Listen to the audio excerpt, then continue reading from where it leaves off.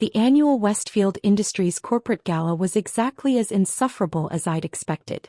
Crystal chandeliers, ice sculptures, waiters in white gloves carrying champagne on silver trays. 500 people in designer formalwear networking, drinking and pretending they enjoyed classical music. I stood near the bar in a rented tuxedo, nursing sparkling water and checking my phone. My executive assistant had texted twice about the Singapore rollout, but it could wait until morning. David. My father's voice boomed across the marble floor. There you are. Come meet someone. I pocketed my phone and walked over. My father stood with 3 men in expensive suits, board members from his company I assumed. Dad ran a mid-sized pharmaceutical distribution company and loved events like this. Gentlemen, this is my youngest son David, Dad said, clapping me on the shoulder. He's in IT. Computer stuff. Just IT support, fixing computers or something. The men nodded politely, already losing interest. Actually, I started. David's always been into computers, my mother interrupted, appearing beside us with her practiced social smile. Ever since he was little. We never quite understood it, but everyone needs tech support these days, don't they? She said it apologetically, like she was explaining a mildly embarrassing condition. Absolutely, one of the board members said. My assistant calls IT at least once a week. Can't function without them. That's what David does, Dad confirmed. Keeps computers running. It's good, steady work. How nice, another board member said with the tone people use when they mean the opposite. If you'll excuse us, Richard, we need to discuss the merger before the evening gets away from us. They drifted away, already back to talking business. Dad turned to me. You could have dressed up a bit more, David. This is a formal event. It's a tuxedo, I pointed out. A rented one, Mom said quietly. Your brother wore an Armani tux. You can tell the difference. My older brother Trevor appeared as if summoned. He did indeed look impeccable in what was probably a $5,000 tuxedo, his wife Amanda glittering beside him in diamonds. Mom, Dad, Trevor said, kissing our mother's cheek. Great turnout tonight. I just closed a conversation with the Harriman Group CEO. Might lead to a consulting contract. That's my boy, Dad said proudly. Always working the room. That's how you build a career.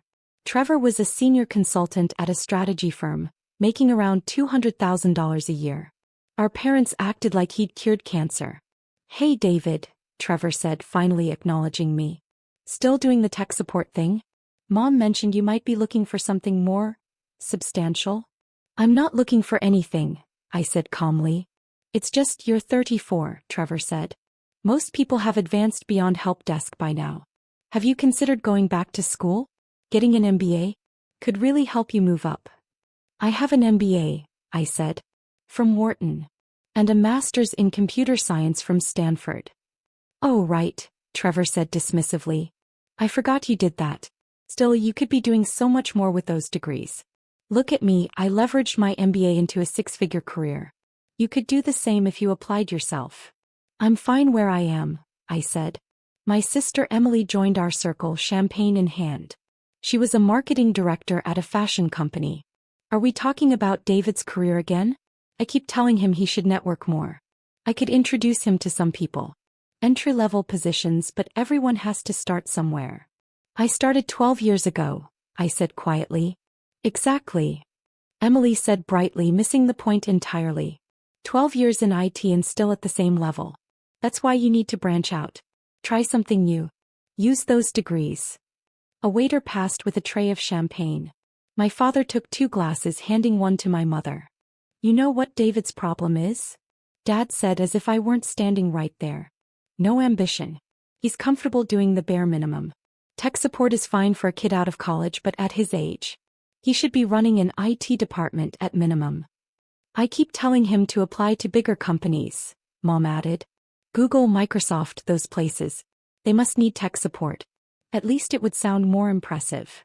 I work with Google and Microsoft, I said. Among others. As a vendor? Trevor asked. That's good, Dave. Client relationships are important. Shows initiative. Something like that, I murmured. My phone vibrated. I glanced at the screen. Urgent. Singapore security breach. Need authorization to deploy countermeasures. I typed back quickly, authorized. Deploy Protocol 7. Keep me updated. David, my mother said sharply. Put your phone away. This is a networking event. You should be meeting people, making connections. How do you expect to advance if you're always on that device? Sorry, I said, pocketing it. Amanda, Trevor's wife, leaned in conspiratorially. David, honey, Trevor and I were talking. We could lend you some money if you need it. For a nicer tux next time, or to update your wardrobe for interviews. You need to look the part if you want to move up from support staff. I appreciate that, but I'm fine, I said. Are you though? Emily asked gently. You still live in that small apartment, you drive an old car, you never take vacations. David, if you're struggling financially, we can help. That's what family is for. I lived in a 4,000 square foot penthouse in Tribeca worth $12 million. I drove a Tesla because I liked the technology, though I also owned a Porsche and an Aston Martin in my building's garage. And I'd taken 17 days of vacation in the past 3 months, including a week in the Maldives and a long weekend in Tokyo. But explaining this felt pointless. I'm really okay, I said. Pride, my father said, shaking his head. David's always been too proud to ask for help. Son, there's no shame in accepting that you haven't quite hit your stride yet. You're a late bloomer. Some people are. Very late, Trevor muttered, earning a sharp look from our mother. A woman in an elegant black gown approached our group. She was in her 50s with sharp eyes and an air of authority. Excuse me, she said, looking directly at me. Are you David Morrison? I am, I confirmed. I'm Catherine Wells, event coordinator, she said. There's an urgent situation. Your executive team has been trying to reach you. Something about an emergency board meeting. My family stared at me in confusion. Emergency board meeting? My father repeated. David, what is she talking about? I should take this, I said to Catherine. Where's the call coming in? The event staff has set up a private office for you in the East Wing, Catherine said. Your chief operating officer is on video conference, and your general counsel is standing by. Pi, what now? Emily said faintly. Lead the way, I told Catherine, following her across the ballroom. Behind me, I heard my mother. Did she say his general counsel? That can't be right. The private office was actually the venue's business center, hastily converted for my use. A large screen showed my COO Sarah Chin looking stressed. David, thank God, Sarah said when she saw me. We have a situation. TechCore just launched a hostile takeover attempt. They've been buying up shares through shell companies for the past 6 weeks. They just filed with the SEC. They own 23% of the company. I sat down, my mind immediately shifting into crisis mode. How did we miss this? They were careful, Sarah said. Used offshore accounts, multiple intermediaries. Our compliance team flagged some unusual trading patterns last week, but we didn't put it together until an hour ago. Where's the board? I asked. Assembling now via video conference, Sarah said. We need you to authorize a defensive strategy. Legal says we can implement a poison pill, but it has to come from you as CTO and majority shareholder. Do it, I said. Activate the poison pill provision. What's our current share price? $342, Sarah said. TechCore's tender offer is $385. They're betting shareholders will jump at the premium. They're betting wrong, I said. Get our investor relations team on calls to all major shareholders. Remind them of our 5-year growth trajectory. We're not selling. On it, Sarah confirmed. David, the board meeting starts in 10 minutes. You'll need to present the defense strategy. Send me the brief, I said. I'll review it now. The door opened behind me. My entire family had followed, standing in the doorway looking confused. David, my mother said uncertainly. What's going on? I glanced back at them. I need about 10 minutes. Can you wait outside? But, my father started. Please, I said firmly. They retreated and I heard frantic whispering in the hallway. Sarah shared her screen, showing me the takeover documents. I read quickly, analyzing TechCore's strategy. They were playing aggressive, trying to acquire us before we could mount a defense. They'd underestimated how prepared we were. All right, I said after 7 minutes. Here's what we do. Activate the poison pill. Issue a press release within the hour explaining why TechCore's offer undervalues the company. Get our investment bankers to issue a fairness opinion supporting our position. And schedule a shareholder call for tomorrow morning. I'll present our Q4 results early. They're going to be exceptional. How exceptional? Sarah asked. Revenue is up 47% year-over-year, I said. Profit margins increased by 8 points. We just closed the Henderson Enterprise contract worth $340 million annually.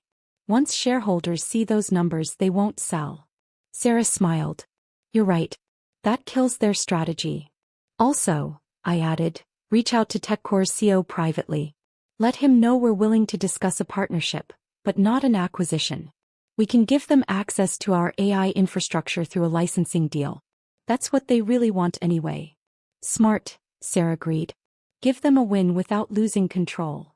Board meeting in 3 minutes, came a voice off screen. I'm ready, I said. Pull the board together.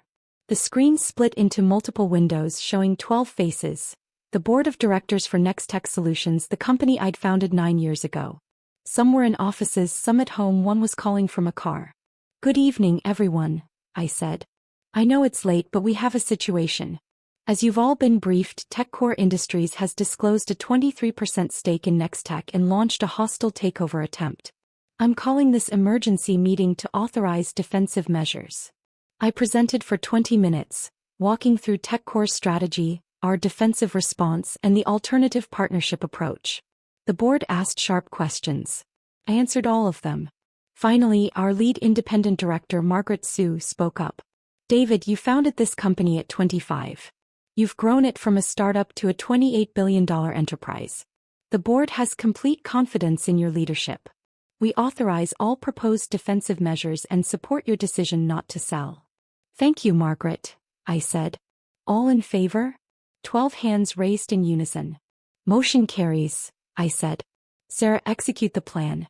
I want that press release out in 30 minutes. Board members, please be available for shareholder calls tomorrow. We need a united front. We spent another 15 minutes coordinating details, then adjourned. When the screen went dark, I sat back and took a deep breath. Then I remembered my family was waiting outside. I opened the door. All 5 of them stood there. Mom, Dad, Trevor, Emily, and Amanda. They looked shell-shocked. David, my father said slowly. What was that? A hostile takeover attempt, I said. It's handled. A hostile takeover, Trevor repeated. Of what company? Nextech Solutions, I said. The company I founded. You founded a company? Emily whispered. 9 years ago, I confirmed. We develop artificial intelligence solutions for enterprise clients. We have about 4,300 employees across 22 countries. My mother sat down heavily in one of the business center chairs. You own a company with 4,300 employees? I'm the founder and chief technology officer, I said. I own 61% of the shares. The rest is held by venture capital firms, employees, and public shareholders. Public shareholders, my father said faintly. You're publicly traded? We IPO'd 3 years ago, I said. Current market cap is around $28 billion. The silence was absolute. Amanda found her voice first. Did you say $28 billion? It fluctuates, I said. It was $26 billion last week. The Henderson contract announcement pushed it higher. Trevor was doing math on his phone. If you own 61% of a $28 billion company, that means you personally are worth about $17 billion, I finished. Give or take depending on the market. My mother made a small noise. But you said you do IT support, Emily said desperately. You said you fix computers. You said I fix computers, I corrected gently. I said I work in technology. There's a difference. Why didn't you correct us? My father demanded. I tried to, I said. Multiple times over the years. You weren't interested in the details. Trevor was scrolling frantically on his phone. There are hundreds of articles about you. Forbes, Fortune, Bloomberg. You're on the Forbes 400. You're one of the youngest self-made billionaires in America. The Forbes ranking is outdated, I said. That was based on last year's valuation. Last year's, Trevor stopped, looking at me like he'd never seen me before. David, how did we not know this? You never asked what I actually did, I said simply. You just assumed I was in tech support and stopped listening. My mother was reading on her phone now, tears starting to form. There's an interview here from 2 years ago. You talk about growing up in a family that didn't understand technology. You said you learned early to stop trying to explain your work because people weren't interested. That's true, I said. We weren't interested, she whispered. Oh God, David. We weren't interested. My father pulled up a video on his phone. It was from a tech conference where I'd given a keynote speech to 10,000 people about the future of artificial intelligence. You're famous, he said, watching me command the stage on the small screen. In the tech world, you're actually famous.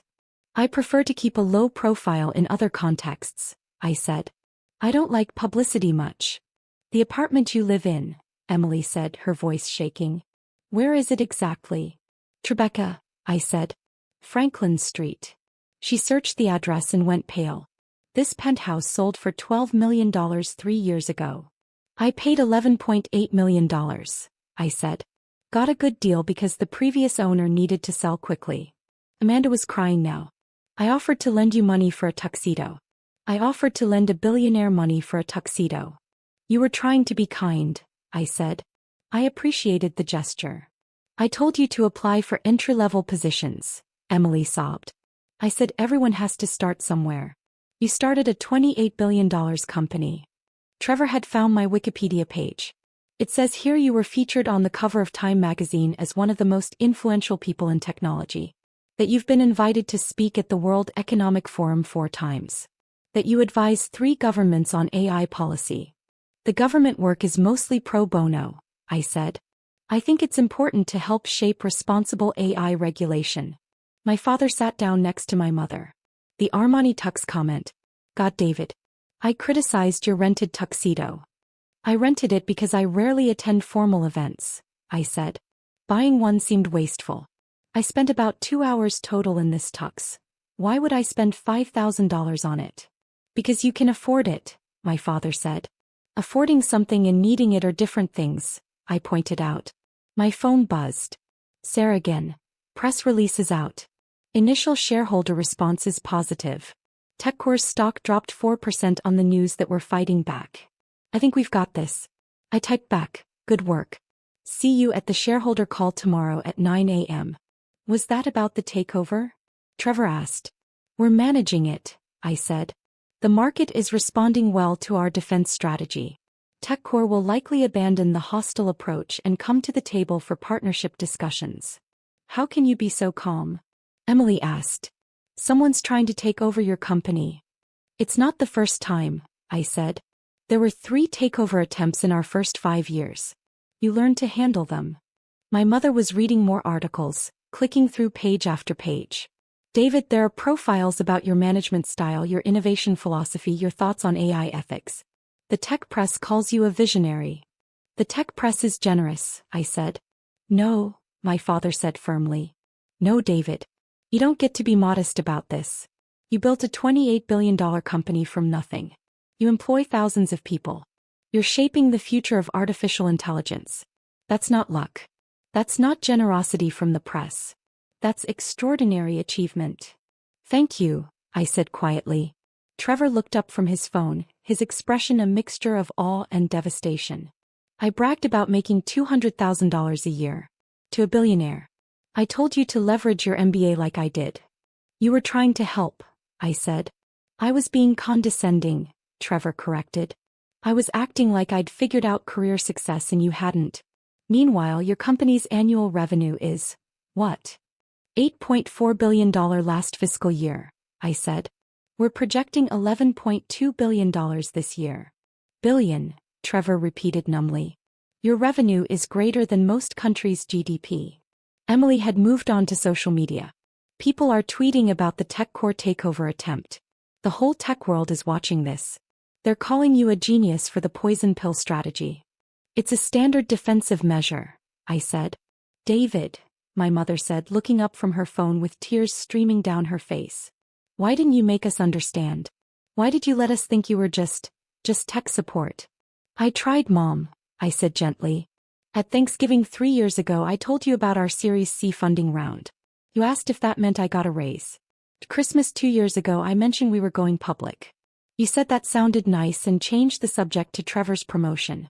Last Easter, I invited you all to our company's 5th anniversary celebration. No one came. The memories were clearly hitting her. I remember that. You said something about a party for your company. I thought you meant like an office party. Pizza and cake in a break room. It was at the Metropolitan Museum of Art, I said. 500 guests, including the mayor and 2 senators. We raised $2 million for STEM education that night. My father's hands were shaking. We decided you were unsuccessful and just stopped listening to anything that contradicted that narrative. People do that, I said. It's human nature.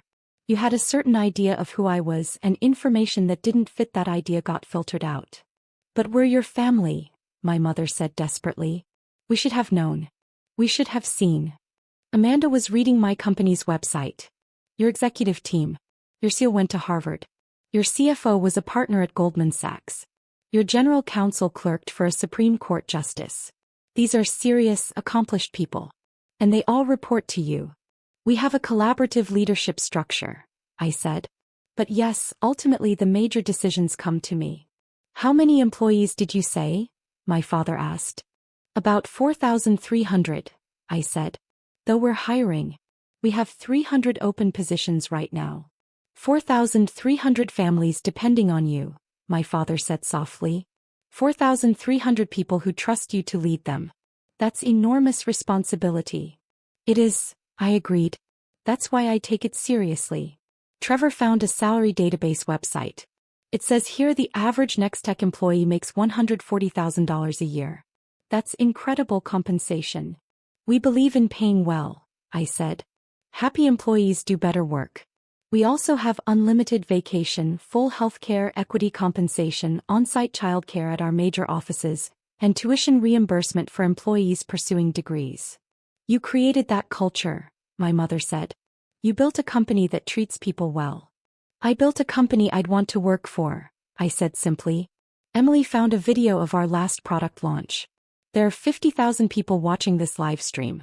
You're presenting some kind of new AI system. David, you're not just successful, you're actually changing the world. We're trying to, I said. AI has enormous potential to improve lives. Healthcare diagnosis, climate modeling, education personalization. But it also has risks. We're trying to develop it responsibly. The profiles mention that, my mother said, still reading. They say you're known for ethical AI development.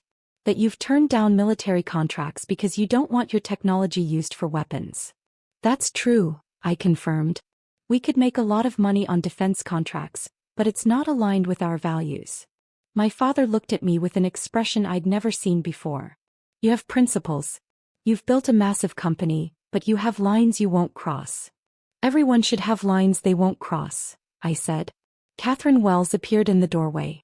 Mr. Morrison, I'm sorry to interrupt, but there are several journalists outside asking for comment on the TechCore situation.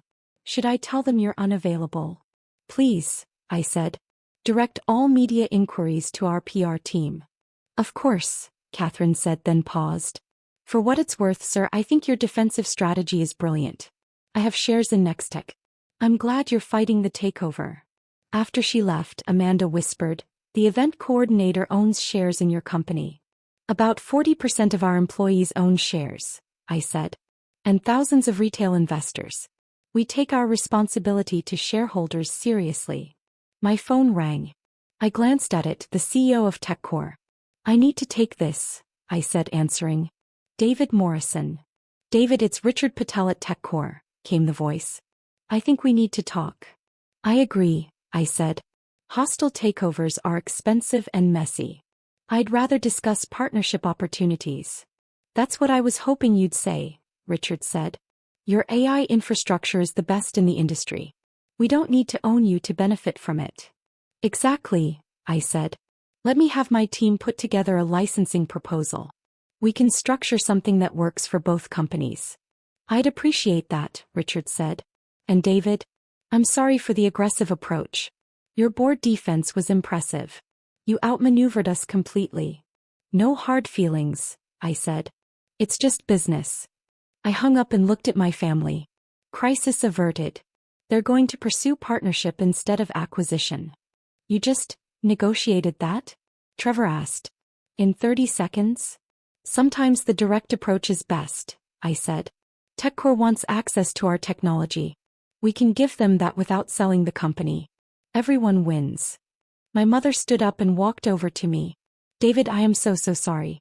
We've treated you like you were unsuccessful for years. We've been condescending and dismissive. And you've been building this incredible company the whole time. It's okay, Mom, I said. It's not okay, she insisted. We should have listened. We should have asked. We should have believed in you. You did believe in me, I said. You just believed a version of me that didn't exist. The real me was working on something you didn't understand, so you filled in the gaps with assumptions. My father joined us. Can you forgive us? There's nothing to forgive, I said. You weren't trying to hurt me. You just didn't see me clearly. Do you see us clearly? Emily asked quietly. Do you think less of us now? I considered the question. I think you're all successful in your own ways. Trevor, you help companies optimize their operations. That matters. Emily, you create marketing campaigns that connect products with people. That's valuable. You're both doing work you're good at. Just because my company is larger doesn't make your work less important. But it kind of does, Trevor said. In terms of scale, impact, financial success. David, you're operating at a completely different level. So, I asked, does that make you a failure? You're happy with your work, aren't you? I thought I was, Trevor admitted. Now I'm questioning everything. Don't, I said firmly. Success isn't a competition. We're not rivals. We're brothers. Brothers where one is a billionaire and the other makes $200,000 a year, Trevor said. Brothers where we both found careers we're good at, I corrected. The money is just a number, Trevor. It doesn't define me. How can you say that? Amanda asked. You're worth $17 billion. And it doesn't make me happier than I was when the company was worth $2 million, I said. The work is what matters. Building something meaningful. Solving problems. Leading a team. The financial success is validation that we're doing something right, but it's not the goal. My mother hugged me tightly. We're so proud of you. I know we should have said that years ago, but we're saying it now. We're so proud. Thank you, I said, hugging her back. The rest of the evening was surreal. Word had spread through the gala that I was the David Morrison of Nextech Solutions. People who'd ignored me earlier suddenly wanted to talk. Business cards appeared from every direction. My father introduced me to the same board members as before, this time with barely suppressed pride in his voice. This is my son David, he said. He's the founder and CTO of Nextech Solutions. Perhaps you've heard of it. The board members' eyes widened. The Nextech, the AI company. That's the one, my father said, beaming. I shook hands and made small talk, but excused myself after 15 minutes. I had a shareholder call to prepare for. In the car heading home, my phone buzzed constantly. Sarah sending updates on the TechCore situation. My CFO with preliminary Q4 numbers. My general counsel with the partnership proposal framework. But there was also a text from Trevor. I'm sorry for being such an ass for so many years. You deserved better from me. From all of us. I typed back. Water under the bridge. Want to grab lunch next week? Actually talk about our lives? Trevor, I'd like that. And David? Thank you for not rubbing this in our faces. You could have.